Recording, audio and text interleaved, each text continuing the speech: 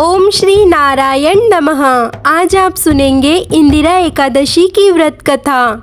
धर्मराज युधिष्ठिर कहने लगे कि हे भगवान, मैंने भाद्रपद माह के शुक्ल पक्ष की एकादशी अर्थात पांचवी एकादशी का सविस्तार वर्णन सुना।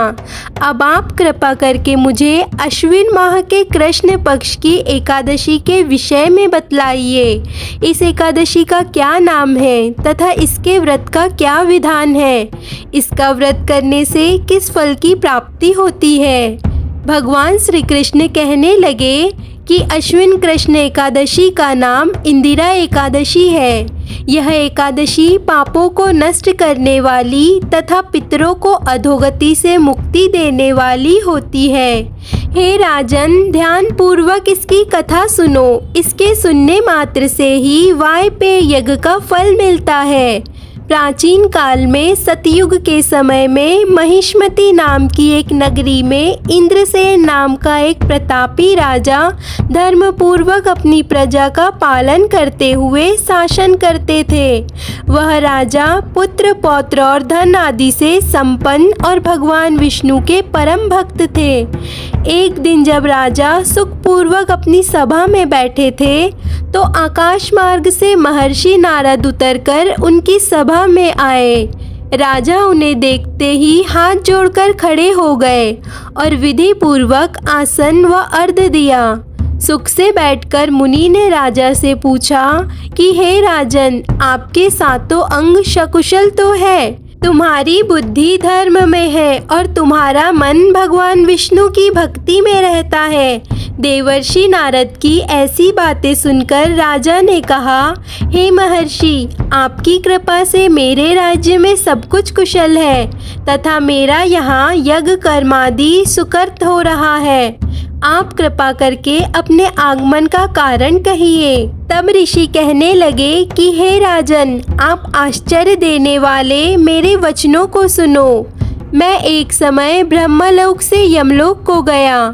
वहाँ श्रद्धा पूर्वक यमराज से पूजित होकर मैंने धर्मशील और सत्यवान धर्मराज की प्रशंसा की। उसी यमराज की सभा में महान ज्ञानी और धर्मात्मा तुम्हारे पिता को एकादशी का व्रत भंग होने के कारण देखा। उन्होंने संदेश दिया, सो मैं तुम्हें कहता हूँ। उन्होंने कहा है कि पूर्व जन्म में कोई विघ्न हो जाने के कारण मैं यमराज के निकट रह रहा हूँ। सो हे पुत्र, यदि तुम अश्विन माह के कृष्ण पक्ष की इंदिरा एकादशी का व्रत मेरे निमित्त करो तो मुझे स्वर्ग की प्राप्ति हो सकती है। इतना सुनकर राजा कहने लगा कि हे महर्षि, आप इस व्रत की विधि मुझे बताइए। नारद जी कहने लगे, अश्विन माह के कृष्ण पक्ष की दशमी तिथि के दिन प्रातःकाल श्रद्धा पूर्वक स्नान आदि से निवृत्त होकर पुनः दोपहर को नदी आदि में जाकर स्नान करे। फिर श्रद्धा पूर्वक पितरों का श्राद्ध करे और एक बार भोजन करे। प्रातः काल होने पर एकादशी के दिन दातून आदि करके स्नान करे। फिर व्रत के नियमों को भक्ति पूर्वक ग्रहण करते हुए प्रतिज्ञा करे कि मैं आज संपूर्ण भोगों को त्याग कर निराहार एकादशी का व्रत करूँगा। हे अच्युत, हे पुंडरीकाक्ष, मैं आपकी शरण में हूँ, आप मेरी रक्षा कीजिए। इस प्रकार नियम पूर्वक शालिग्राम की मूर्ति के आगे विधि पूर्वक श्राद्ध करके योग्य ब्राह्मणों को फलहार का भोजन कराए और दक्षिणा दे। पितरों के श्राद्ध से जो बच जाए उसको सूंघ कर गौ को दे तथा धूप दीप गंध पुष्प आदि सामग्री से ऋषिकेश भगवान का पूजन करे। रात में भगवान के निकट जागरण करे। इसके पश्चात द्वादशी के दिन प्रातः काल होने पर भगवान का पूजन करके ब्राह्मणों को भोजन कराए। भाई बंधुओं, स्त्री और पुत्र सहित आप भी मौन होकर भोजन करें। नारद जी कहने लगे कि हे राजन, इस विधि से यदि तुम आलस्य रहित होकर इस एकादशी का व्रत करोगे तो तुम्हारे पिता अवश्य स्वर्गलोक को जाएंगे। इतना कहकर नारद जी अंतर्ध्यान हो गए। नारद जी के कथा अनुसार राजा द्वारा अपने बांधवों तथा दासों सहित व्रत करने से आकाश से पुष्प वर्षा हुई और उस राजा का पिता गरुड़ पर चढ़कर विष्णु लोक को गया।